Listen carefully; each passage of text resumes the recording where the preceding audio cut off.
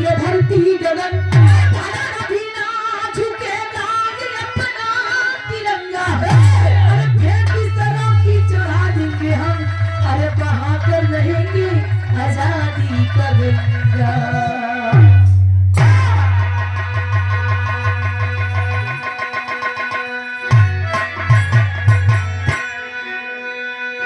गजल की टुकड़ा कहना है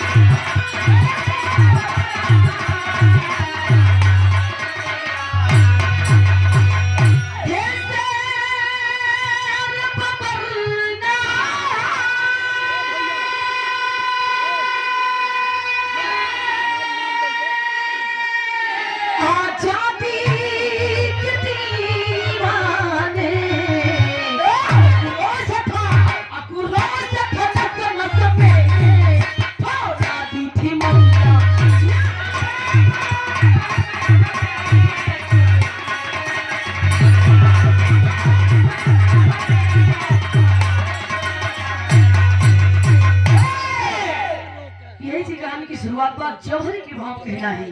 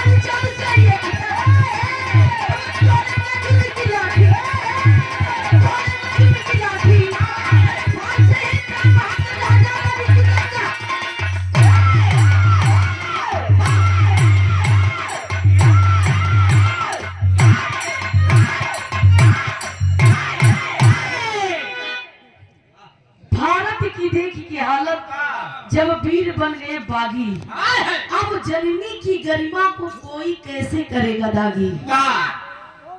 हमारी भारत एक समय सोने की चिड़िया कहलाती थी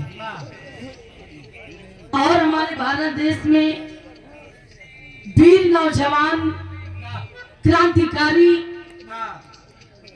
तमाम बड़े से बड़े लोग फौजी जवान अंग्रेजों से लड़ के अपने हिंदुस्तान को बचाने के लिए, भारत माता को बचाने के लिए अपने जान की आहुति दे दिए। लेकिन भैया कहा गया, कितनी माँ ने लाल गवाई, कितनी बहनों ने भाई। अरे कितनी माँ ने लाल गवाई, कितनी बहनों ने भाई, कितने का सिंदूर लुट गया तब ये आजादी पाई।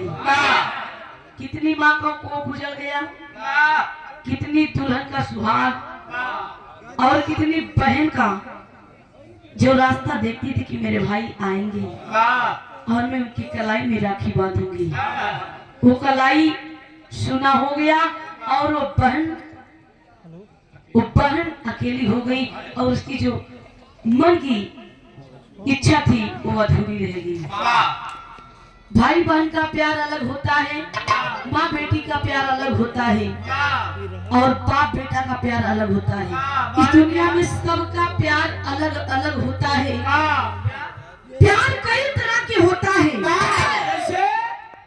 प्यार किसी भी का प्यार हो, मान के चलिए जैसे में भाई बहन का प्यार हो गया, माँ बेटी का प्यार हो गया,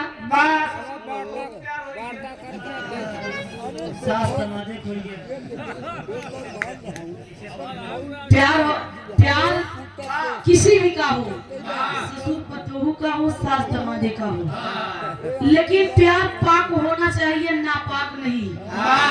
गंदे निगाहों से नहीं, गंदे इरादों से नहीं, प्यार पाक होना चाहिए, साफ होना चाहिए।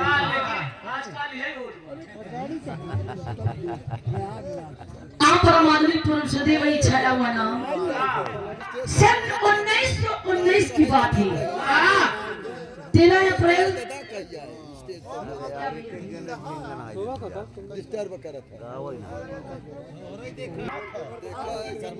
जलियांवाला बाग में मेला लगता है। मेला लगा था, वो भी कौन मेला? बैसाखी मेला। आज भी प्रमाण बा, आज भी वहाँ पे मेला, बैसाखी मेला लगता है। मेला लगा भैया जलियांवाला बाग में 13 अप्रैल 1919 की बात है। हमारे पंजाब प्रांत के अंदर रहने वाले क्रांतिकारी उसी जलियांवाले बाग में अपने देश को बचाने के लिए अपने जान की आहुति दे दिए। ए भैया वही समय एक लड़कियां रही, 12-13 वर्ष की लड़कियां, जिनका नाम था ऊधम सिंह। ऊधम सिंह छोटे छोटे लड़के होते हैं तो जैसे माई बाबू को जाए लगे तो अम्मी कहाँ जात हो, पापा कहाँ जात हो, कहीं बेटवा रहा जात है दवाई का, हम आवत है तो बेटवा कहाँ नहीं हम चलो। कितना लंबी नोट थमावई, अगर पैसा नहीं तो नहीं, हम चलब तो 13 वर्ष की लड़कियां जेके नाम ऊधम सिंह अपने पिताजी से कहले बाबू आज हम भी चलब। केन बेटवा कहाँ? केन जहाँ तू जात हुआ। केन बेटवा हम जाते जलियांवाला बाग में एक मीटिंग है और बहुत सारे लोग वहाँ पर एकजुट होंगे और कुछ बातें चीतें होंगी और कोई ऐसी ऐसी बात नहीं, हमारे देश के लिए बातें होंगी। आप वहाँ पर क्या चलोगे, क्या करने जाओगे? वहाँ पे मेला है, भीड़ है, आप गुम हो जाओगे, हम कहाँ धोके पाई। 13 वर्ष की लड़कियां कहे ऊधम सिंह ना पापा हम तो चलब तो चलब। ए भैया वहीं पे जलियांवाला बाग में बैसाखी मेले में 13 वर्ष की लड़कियां ऊधम सिंह अपने बाबूजी के साथे गईलन। अब देखा बाबूजी साथे जब गईलन तो मेला देखा तो और ऊधम सिंह के पिताजी उस मीटिंग में अपना अपना विचार को रख रहे हैं। हमारे पंजाब प्रांत के अंदर जितने क्रांतिकारी थे दहाड़ दहाड़ की आवाज लगा रहे हैं कि हम लोग कब तक गुलामी की जंजीरों में जकड़े रहेंगे, हमारा भारत देश कब तक गुलामी की जंजीरों में जकड़ा रहेगा। हम चाहते हैं हम भी और हमारा परिवार भी, हमारा बच्चा बीवी भी सब सुरक्षित रहे, पढ़े लिखे शिक्षित बने। लेकिन भैया वही समय जलियांवाला बाग में एक घटना घट गई। घटना ही घटल कि 18 मिनट लगातार लंदन का दुष्ट नलायक पापी शैतान जनरल डायर गोली चलवा दिया।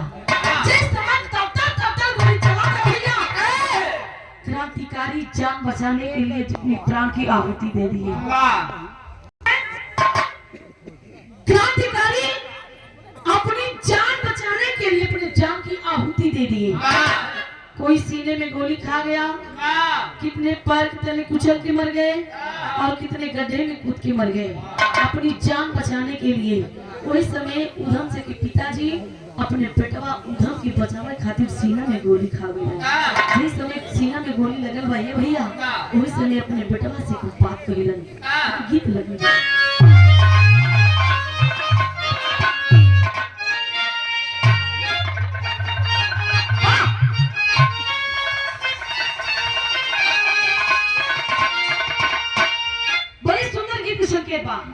एक गीत की स्वर्गीय रामदेव गुरु जी अपने जवानी के आलम में गाया करते थे। आप कैसे गा भाई?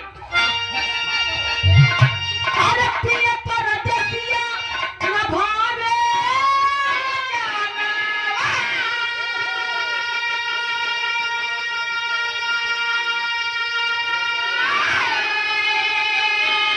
पिया परदेसिया न भावे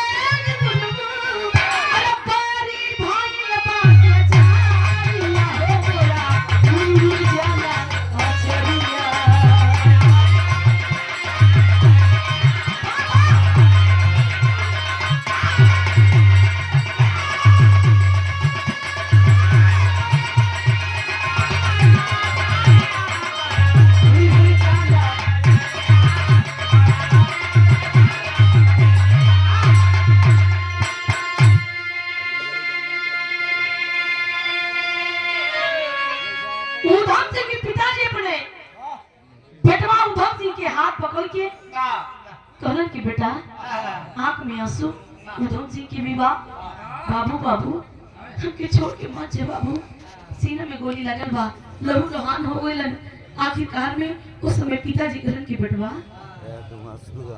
इसका बदला जरूर गायर से जरूर लेना, तब हमारे क्रांतिकारियों का हमारे आत्मा को शांति मिलेगी। ये भैया उस समय होता वही भाव का नाम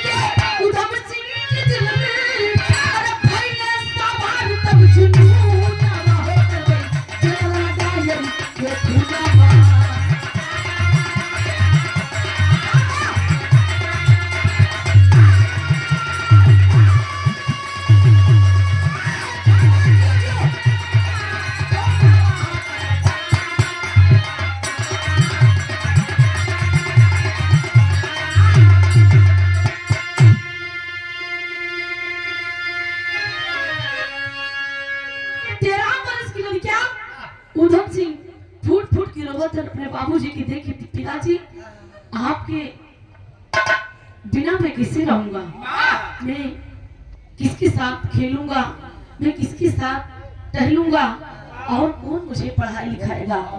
ए भैया वही समय अपने पिताजी से वादा कइलन कि इसका बदला मैं जरूर लूंगा। लेकिन समय धीरे धीरे बीता था, धीरे धीरे बीतल 20 साल के समय पंजाब उधम कइले कंपनी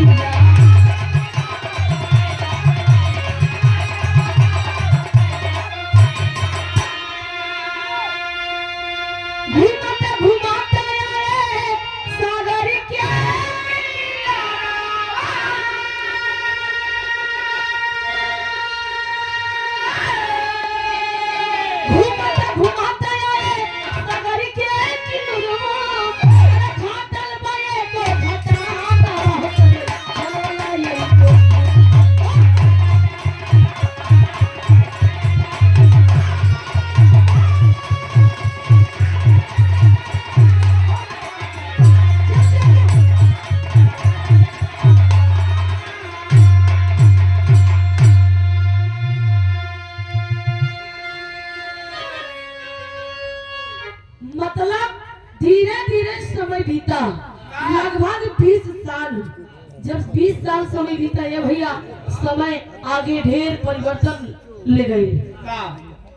परिवर्तन इतना हो गया कि 13 वर्ष की लड़कियां 20 साल के बाद 33 साल जब उम्र हुई, 33 साल में नौजवान उधम सिंह उस जनरल डायर की खोज में दर दर भटक रहा है।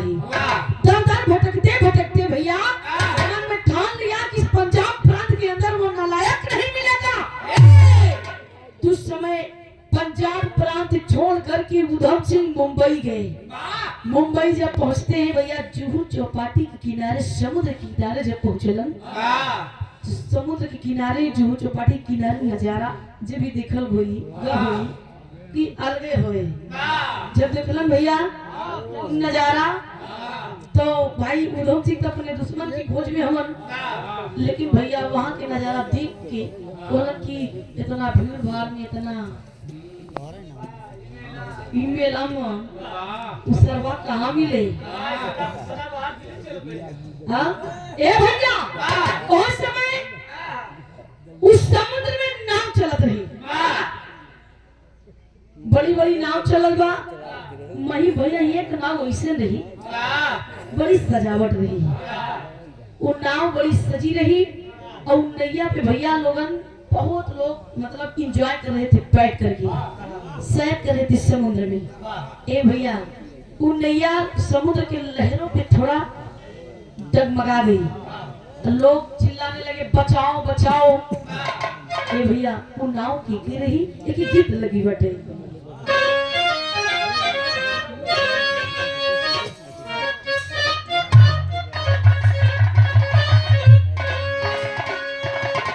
कोनो दुल्हन अपने पति से बड़ा प्यार से कही कि हमारे बेटे पापा सारा दिन काम देखा सारा दिन काम करत था, हम का थोड़ा टाइम दे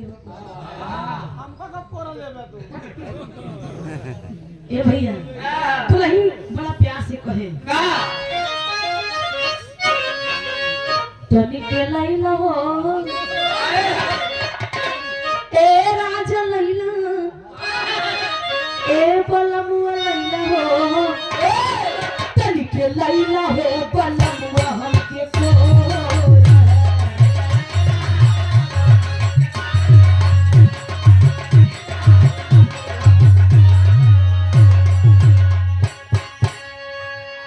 जोने समय नाव डूबा था तो नाव की रहे डूबल धारा बीचे आरे धारा बीचे हो डूबल धारा बीचे रेखा के नामा हरिया।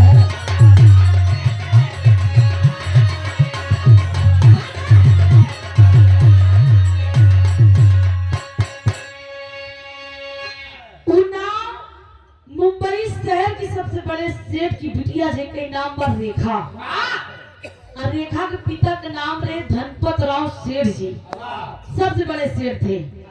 धनपत राव सेठ की बिटिया एक लौती बिटिया जे के नाम रेखा बा उस नाव पे सवार रही। जब उस समय नाव डूबई लगे है भैया तो वो नाव पे जितना लोग सवार है सब शोर मचावे लगे भैया नाव डूब रही बचाओ बचाओ बचाओ। अब में आवाज काने में गई उधम सिंह रे आंखों के सामने वो नाव डूब रही है। अरे बाप रे बाप उधम सिंह भी चिल्लाने लगे कि मैं ऐसे कूद नहीं सकता क्योंकि मैंने अपने पिता से वादा किया हूँ जब तक मैं पापी शैतान को मारूंगा नहीं तब तक मैं ऐसा कोई काम नहीं करूंगा कि मेरे पिताजी का सपना अधूरा हो जाए। वो भी चिल्लाने लगे भैया नाव डूब रही है बचाओ बचाओ। अब जान ना देखे वाले टकवैया सब लग गए लेकिन कहूँ कि हिम्मत नहीं पड़ता। अपन अपन जान सबका प्यारी हो। जब उधम सिंह जान रहे कि अब दोनों न कूदे तो छलांग मार की कूद पड़े। अब बारी बारी से लोगन आपके हाथ पकड़ के निकाला हुआ और रेखा भी सहारा देता लोगन का हाथ पकड़ के निकालवा कोशिश करता बाहर। ए भैया जब रेखा का हाथ पकड़े उधम सिंह कि बेचारी को निकाल ले यो बेचारी अकेले पड़ी हो।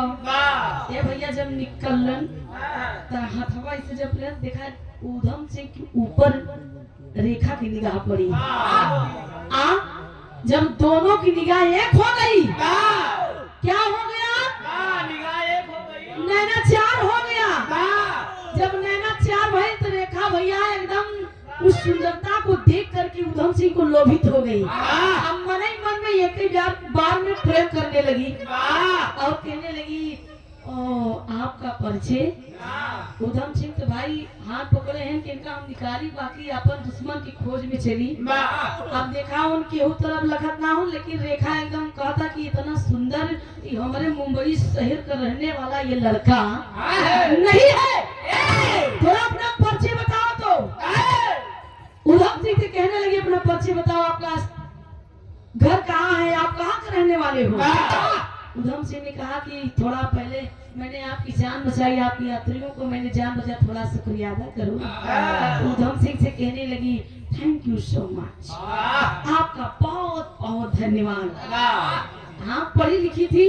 और उधम सिंह ने कहा, शुक्रिया, वेलकम, मोस्ट वेलकम। ये भैया कहने लगे, आप थोड़ा परिचय बता दीजिए। तो उधम सिंह ने कहने लगे, आप मेरी पर्ची पूछकर क्या करोगी? मैं मन में आपसे मोहब्बत और प्रेम करने लगी हूँ। अब जान ला उधम सिंह कहने लगे, ओ प्रेम का मोहब्बत, तुम मेरे बारे में क्या जानती हो? कुछ नहीं जानती हो। तो रेखा एक बात कहने की गीत लगी बटे, गीत की बड़ा बढ़िया से गीत बा कोनो भी महिला ने पिया से बड़ा जीत कही है। पिया सैया हाँ का मेला घुमाएगा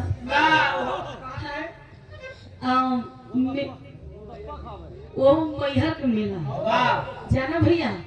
दूल्हा कहा, एक बड़ी सुंदर मेहरारू तू हमार, आज एक लवती मेहरारू, अब मेला भीड़ भाड़ ज्यादा बा।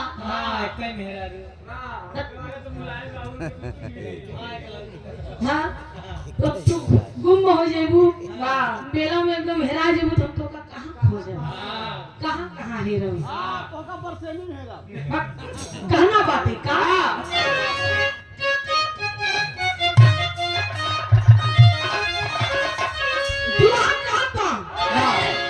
नया नहर अभी कनिया बारू, नया नहर अभी कनिया बारू, मेरा देखई के दिल बारू।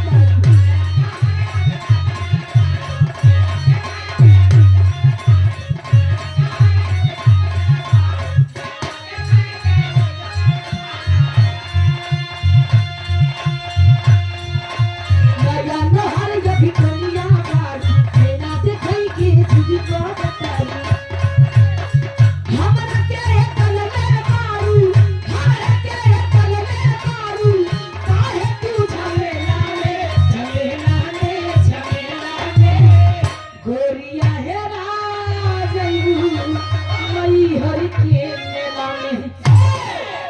लेकिन कहानी बिगड़ कर ये भैया उधम सिंह से रेखा अपने दिल की बात बतावे, तोरा बिना हम जीना पाई, हम तोरा बिना अब जी ना पाई, तोरा बिना हम जीना पाई, जिंदगी तोहरे साथे बिताई।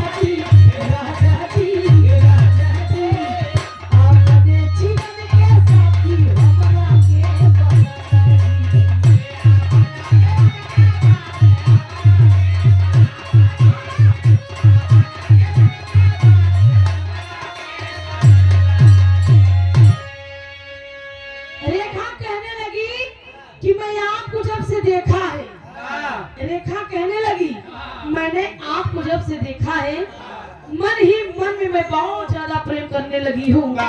मैं चाहती हूँ कि आप मुझे अपने जीवन साथी बना लो।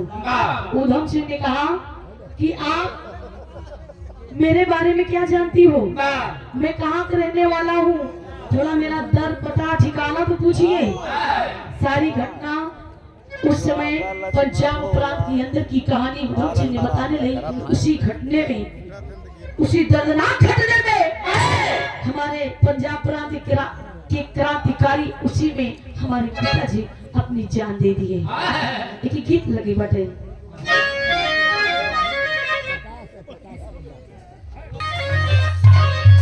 बड़ी सुंदर गीत सुन के बाद किसी के काम जो आए,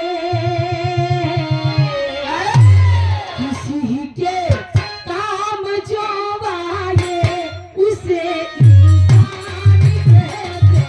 किसी के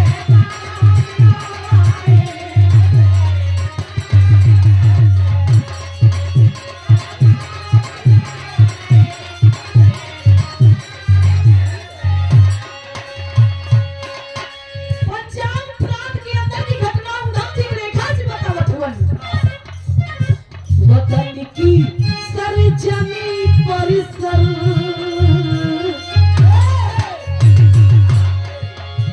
वतन की सरजमी पर सर कटाना ही हमारा है।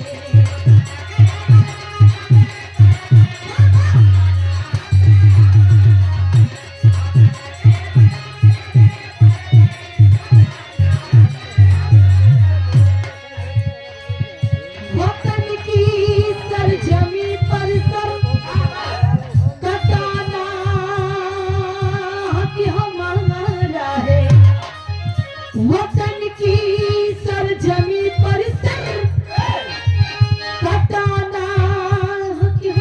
हमारा है। अमन छीना वतन का जो,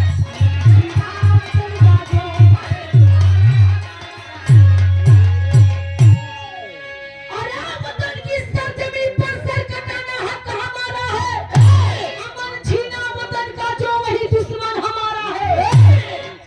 इतनी बात सुनकर के रेखा कहने लगी, ओ माय गॉड, आप इस परिस्थितियों से आप गुजर रहे हो। अगर मैंने आपसे सच्चा प्रेम किया है तो मैं आपका साथ जरूर दूंगी, लेकिन वो लंदन का अंग्रेज आपको यहाँ कहीं नहीं मिलेगा। आप मुंबई के अंदर कोने कोने में ढूंढते रह जाओगे, लेकिन वो पापी शैतान नहीं मिलेगा। उधम सिंह ने कहा तब वो कहाँ मिलेगा? कहने लगी वो रेखा की वो लंदन में ही मिलेगा, आपको लंदन जाना पड़ेगा। लंदन तो बड़ी दूर है। उधम सिंह ने कहा कि लंदन यहाँ पर नहीं है, लंदन तो बड़ी दूर है, मैं वहां पर कैसे जाऊंगा, मुझे पता मालूम नहीं है। रेखा कहने लगी कि चलो मैं अपने पिता से मिलवाती हूँ। ले जाकर के गई, उधम सिंह को अपने पिता से मिलवाती है और सारी सच्चाई बताती है कि मैं विवाह करना चाहती हूँ, प्रेम करती हूँ। और धनपत राव शेर जी उधम सिंह को देख करके कहने लगे, मेरी बेटी की चॉइस अति सुंदर है। ए भैया, धनपत राव शेर जी कहने लगे रेखा के पिताजी, बेटी तुम क्या चाहती हो? रेखा कहने लगी, पिताजी मैं चाहती हूँ कि हमें लंदन जाने के लिए 2 टिकट चाहिए। एक आवाज पर धनपत राव शेर जी अपनी बिटिया की बात मान करके लंदन के लिए 2 टिकट कटवाते हैं। और कैसे चलते हैं, तेरी के भाव करना बटे।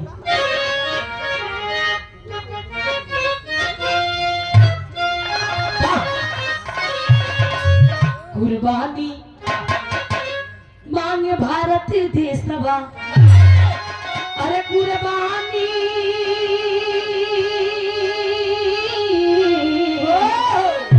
कुर्बानी मांगे भारत देशवा, गर्जा पीर पघेला शेर हिंदुस्तान।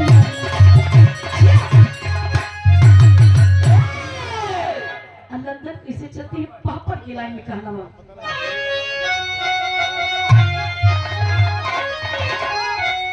अरे पहुंचे जाके लंदन के दरमियान जान से मारूंगा, पहुंचे जाके लंदन के दरमियान जान से मारूंगा, जहां मिलेगा वो टाइगर से जान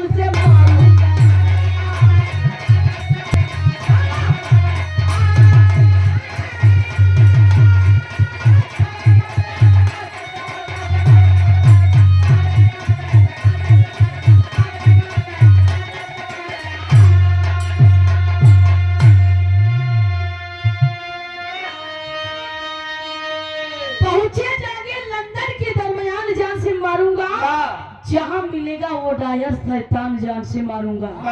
ए भैया लंदन में धीरे धीरे पहुंचते हैं। जब लंदन में पहुंचने ने भैया तो अंग्रेजन के देख के उधम सिंह कहने लगे बाप रे, अंग्रेजन का बोली भाषा थोड़ा अलग रही।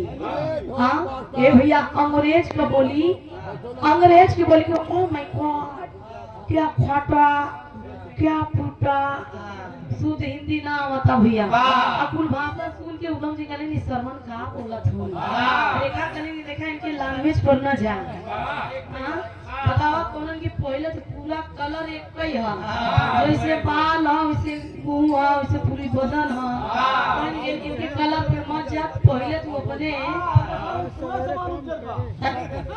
उनके पहले तो अपने मंजिल फिर पहले पहुंचेगी कोशिश करो, लेकिन एक दो दिन तक भूलन जनरल डायर ना मिलन तो उधम सिंह उस लंदन के अंदर फोटोग्राफर का काम करने लगे। लोगों की तस्वीर खींचने लगे जगह जगह जा करके। एक दिन अखबार में पेपर में छप के आया, अखबार वाला पेपर वाला बांट रहा आज की ताजी खबर, आज की ताजी खबर। पेपर हाथ में रेखा लेती है और उस पेपर में लिखा होता है बड़े बड़े हेडिंग में अक्षरों में कि किसी कास्टन हॉल में मुख्य अतिथि के रूप में जनरल डायर भाषण देने आ रहा है। पेपर देखते मन पढ़ते मन भैया वो पेपर लेके रेखा उधम सिंह के पास गई और कहने लगी कि उधम सिंह जी आपकी मंजिल आसान हो गई, आप देखिए इस पेपर को, आपकी मंजिल आपके पास आ गई। मतलब जब पेपर खोल के देखलन तब देखलन कि बड़े बड़े अक्षरों में लिखा है किसी कास्टन हॉल में मुख्य अतिथि के रूप में जनरल डायर भाषण देने आ रहा है। पेपर पढ़ते मान दिल खुश हो गया, ये दिल खुश हो गया और जज्बा जाग उठा और पिता को याद करके कहने लगी पिताजी आपका सपना साकार होने वाला है, पूरा होने वाला है। अब मैं उस पापी शैतान को मार करके बदला लूंगा। पूरी तैयारी के साथ चलत हूँ। कैसे? आला के भाव में।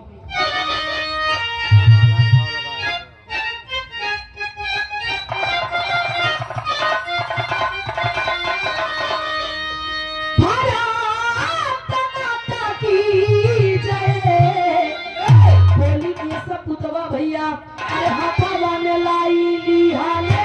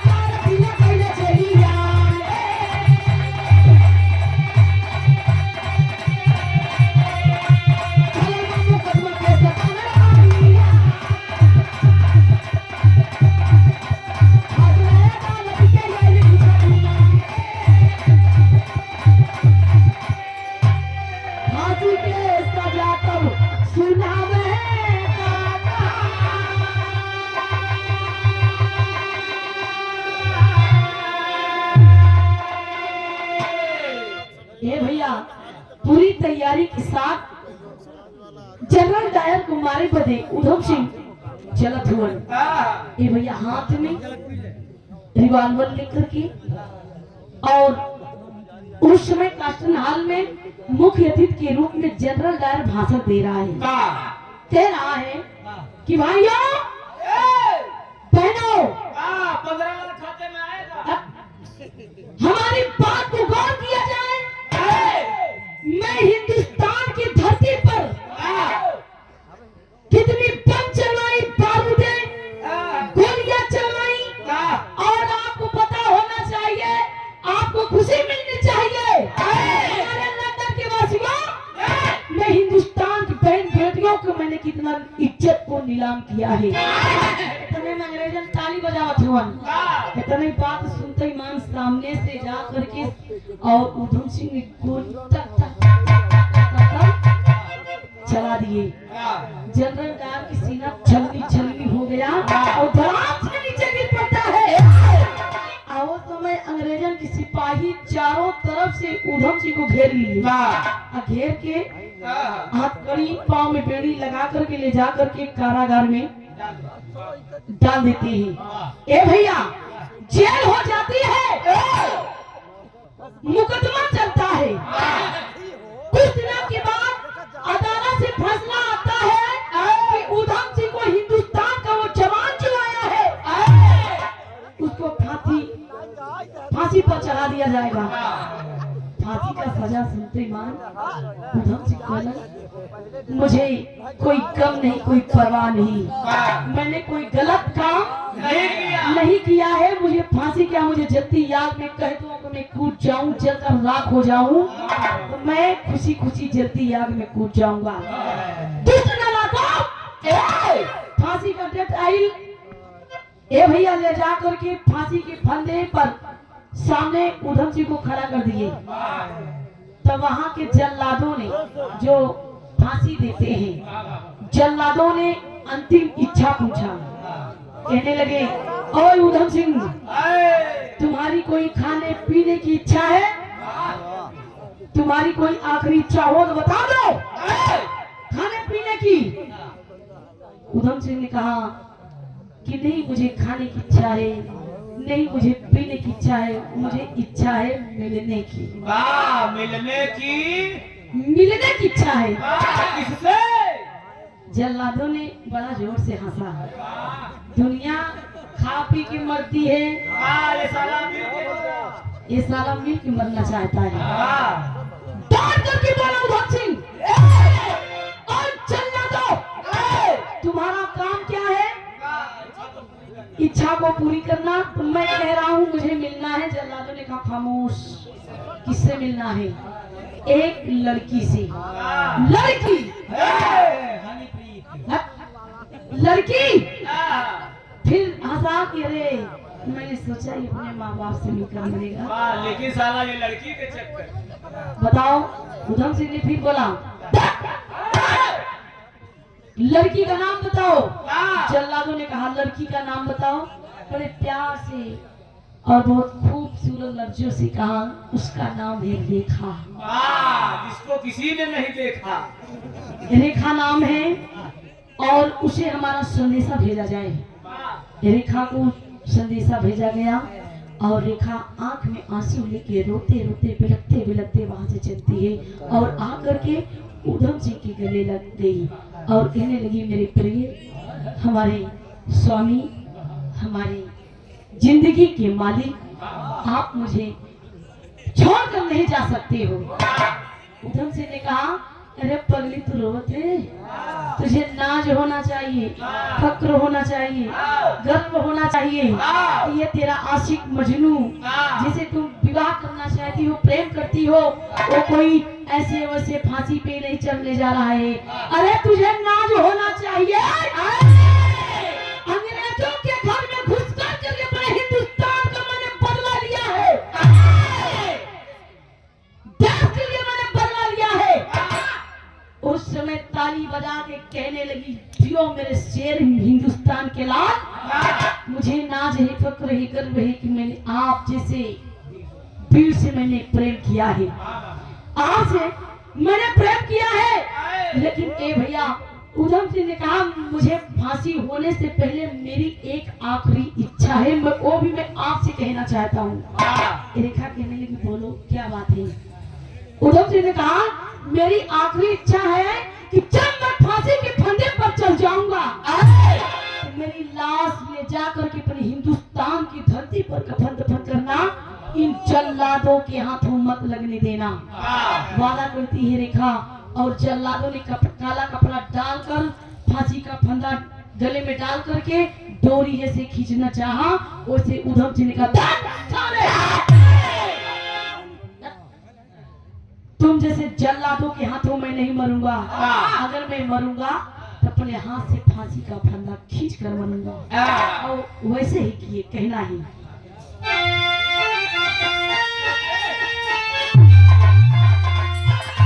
अरे क्या कुर्बानी है।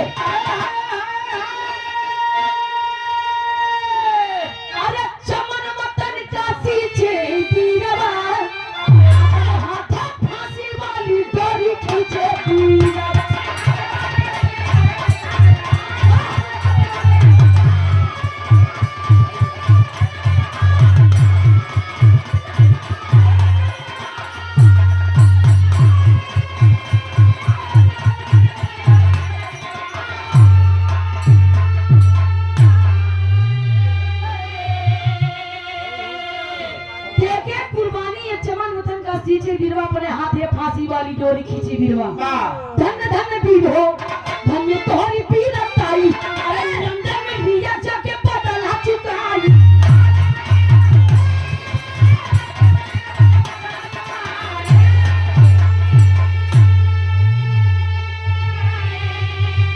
ऐसा न हुआ कोई बहादुर जग के बीचवा अपने हाथे फांसी वाली डोरी खींचे वीरा ऐसा हुआ ना कोई बहादुर जग के बीच अपने हाथ से फांसी वाली डोरी ए भैया अपने हाथ से फांसी का फंदा खींच कर अपनी जान की आहुति दे दिए और प्रमाण मिलता है कम समय में और कम उम्र में लंदन में जाकर के अंग्रेजों के घर में घुस करके अपने हिंदुस्तान का वो शख्स बदला लेता है और सपना साकार पूरा करता है अपने पिताजी के ए भैया गुरु घराने के पक्ष में कहना होता है गुरुराम पंजाबी कहते धन प्रभु की माया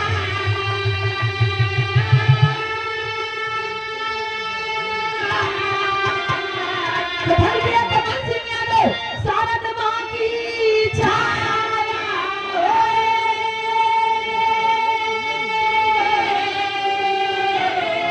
गुरुवा